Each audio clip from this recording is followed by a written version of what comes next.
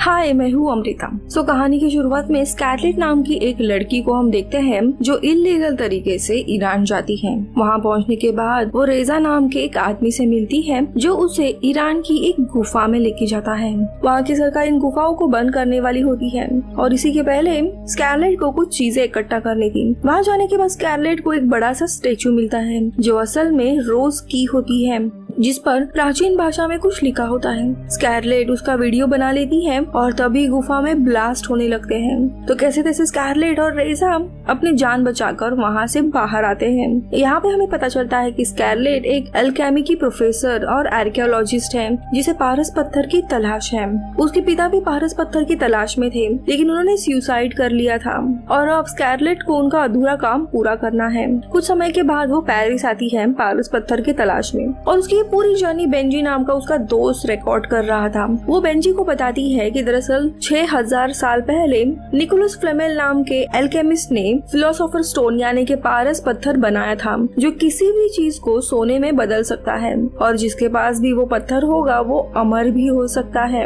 आगे ये लोग पेरिस में ही रहने वाले जॉर्ज से मिलते हैं जो रोज की में लिखे हुए प्राचीन भाषा को पढ़ सकता है और वह उसमें लिखी हुई रिडल उसे बताता है और उसे सॉल्व करने के बाद वे लोग एक म्यूजियम में आते हैं जहाँ पे निकोलस फ्लेमेल की कब्र के पास एक पत्थर होता है जिसके पीछे उन्हें प्राचीन भाषा में लिखी हुई और एक पहेली मिलती है, जिसे सुलझाने के बाद उन्हें पता चलता है कि दरअसल पारस पत्थर जमीन के 370 फीट नीचे पेरिस के कैटाकॉम्ब में मिलेगा और वहाँ पर इन्हें खजाना भी मिल सकता है।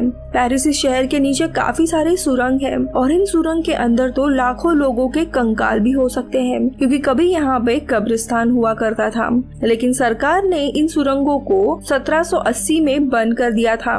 थोड़े समय के बाद स्कारलेट और जॉर्ज कैटाकॉम्ब के आसपास ही कैटाकॉम्ब के बारे में बात कर रहे होते हैं। तभी उनकी बात एक अनजान आदमी सुन लेता है और वो कहता है कि अगर उन्हें वहाँ जाना है तो पैपिलियन से मिलना होगा, लेकिन जैसे ही वो लोग वापस पलट के उस आदमी को देखते हैं वो आदमी वहाँ पर नहीं होता।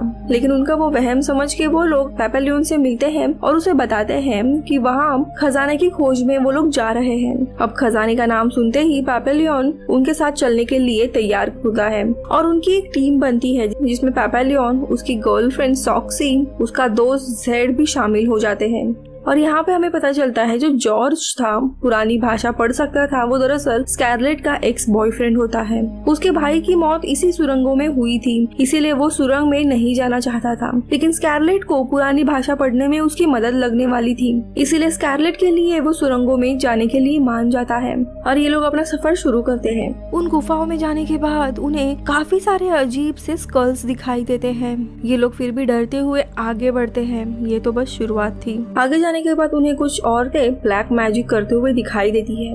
वो लोग उसी डायरेक्शन में आगे जाते हैं जहाँ पे उन्हें एक बंद सुरंग मिलती है। स्कारलेट उसी सुरंग में जाना चाहती थी, लेकिन पैपिलियन उसे मना करते हुए कहता है कि उस सुरंग में जो भी गया है वो आज तक वापस लौट नहीं आया है।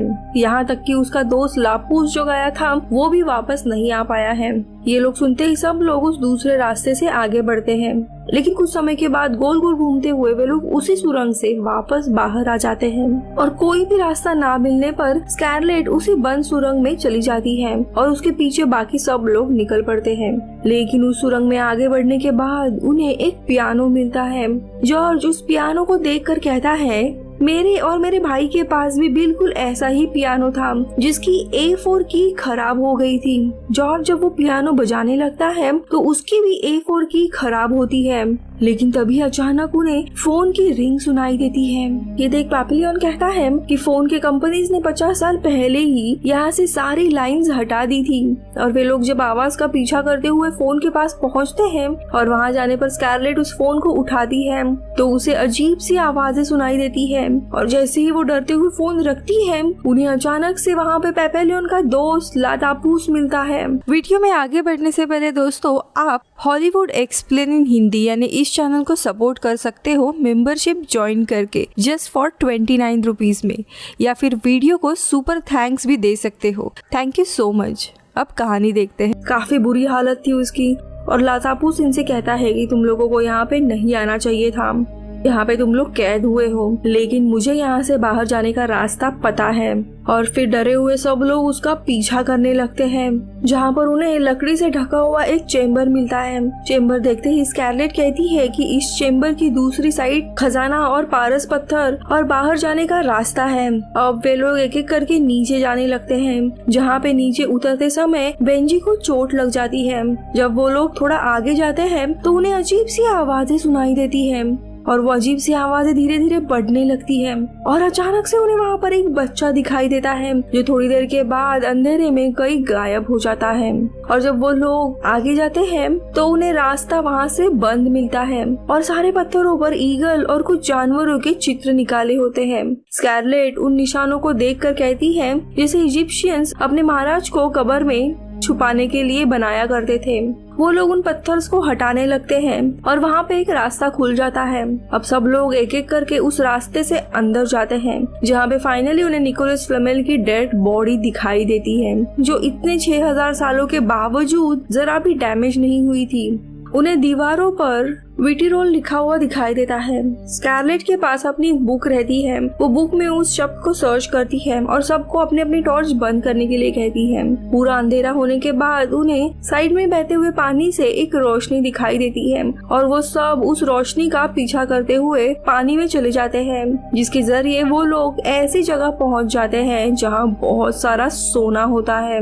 स्कारलेट को वहाँ दीवार पर बहुत सारे चित्र बने दिखाई देते हैं। स्कारलेट और जॉर्ज उन पेंटिंग्स को समझते हुए उस पेंटिंग में छुपे हुए एक स्टोन को बाहर निकालते हैं और स्कारलेट पता लगाती है कि वही पारस पत्थर है। वही दूसरी तरफ पैपिलियन और उसके साथी खजाना पाने के लिए उसका दरवाजा तोड़ देते हैं, जिससे उस सुरंग के पत्थर गिरने लगते हैं और उन्हीं पत्थरों के बीच में इनका दोस्त लातापूत भी दबकर मारा जाता है और इन्हीं पत्थरों के कारण सॉक्सी को भी काफी चोट लग जाती है।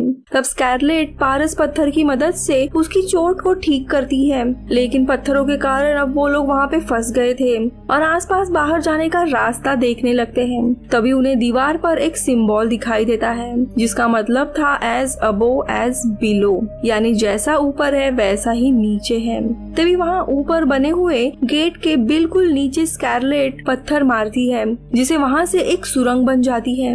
वहाँ सब लोग एक एक करते हुए अंदर चले जाते हैं। अंदर जाते ही उन्हें एक मैसेज लिखा दिखाई देता है, जिसे देखकर स्कारलेट कहती है ग्रीक माइथोलॉजी के हिसाब से ये सब नर्क के दरवाजे के बाहर लिखा हुआ होता है, यानी कि ये लोग ऑलमोस्ट नर्क के दरवाजे तक शायद पहुंच गए थे। वो काफी डरे हुए थे और सोच में पड़ जाते हैं कि जाए या ना जाए, लेकिन अब उनके पास कोई और रास्ता नहीं होता सिवाय आगे जाने के।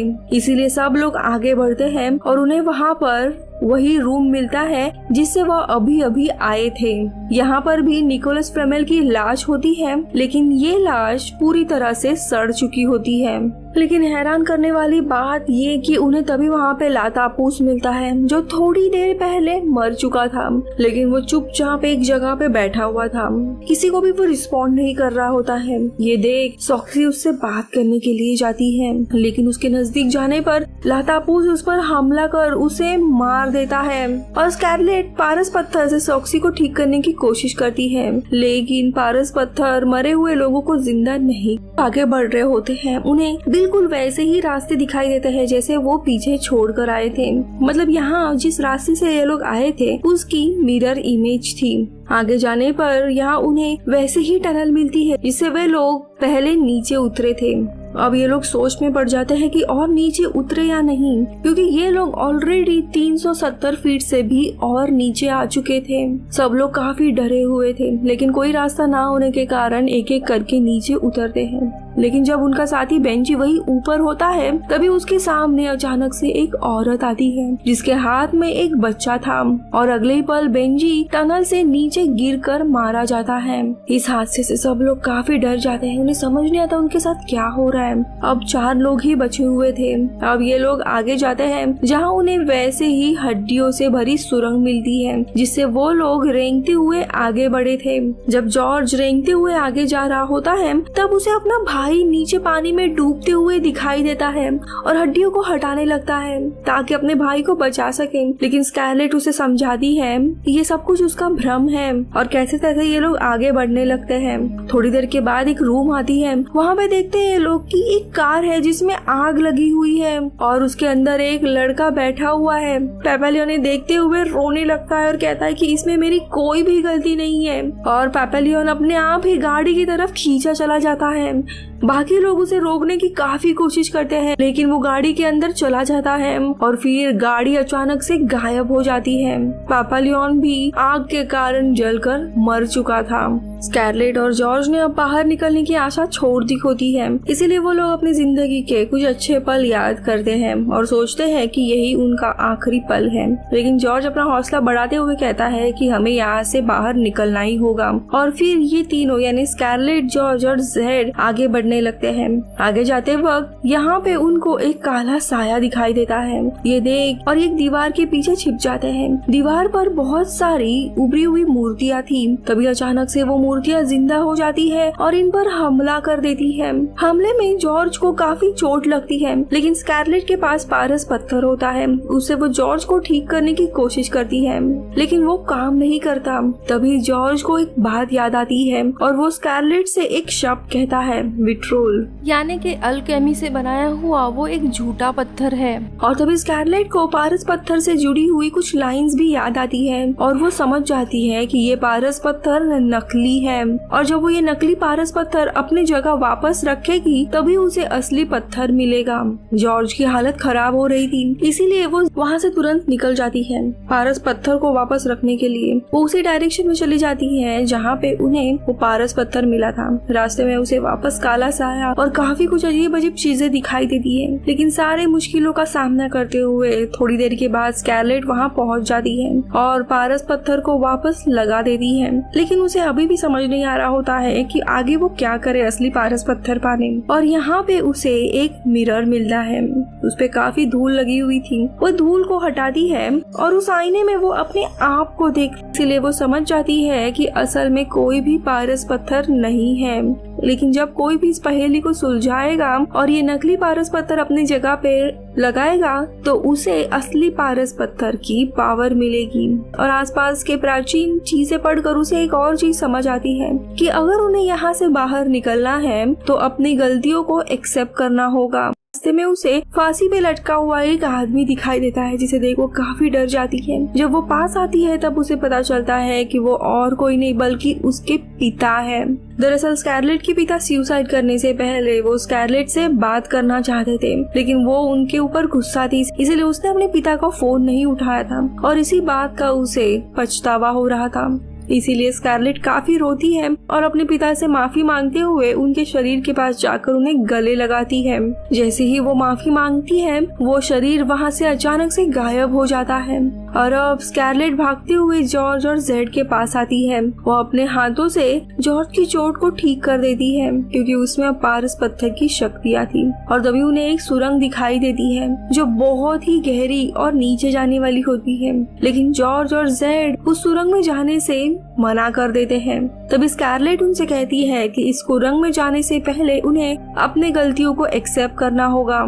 और तभी जॉर्ज कहता है कि दरअसल बचपन में वो और उसका भाई इन्हीं सुरंगों में जब आए थे तब जॉर्ज की गलती की वजह से उसका भाई इस सुरंग में फंस गया था जिस वजह से उसकी मौत हो गई थी और तब से वो उससे माफी मांगना चाहता है। वो रो पड़ता है तो वही जेड कहता है कि उसका एक बच्चा भी है जिसको उसने कभी भी एक्सेप्ट नहीं किया, ना उसकी जिम्मेदारी ली और इन्हीं गलतियों की वजह से सबको अपना अतीत यहाँ पे बार बार दिखाई दे रहा होता है। लेकिन ये गलतियाँ एक्सेप्ट करने के बाद सब एक दूसरे का हाथ पकड़कर उस सुरंग में कूद जाते हैं। जब वो सुरंग के उस पार पहुंच जाते हैं तब वहाँ पे उन्हें एक ढक्कन दिखाई देता है जिसे वो बहुत ही खोलने की कोशिश करते हैं पर वो नहीं खुल पाता। थोड़े समय के बाद उसे धीरे से हटाने के बाद वो खुल जाता है और उन्हें रोशनी की किरण दिखाई देती है। वो खुश होते हैं और जब वो बाहर निकलते हैं तब वो पेरिस के एक दूसरे जगह में होते हैं। तीनों भी एक दूसरे को गले लगाते हैं और जेड प्रॉमिस करता है कि वो अपने बच्चे को मिलने के लिए जाएगा,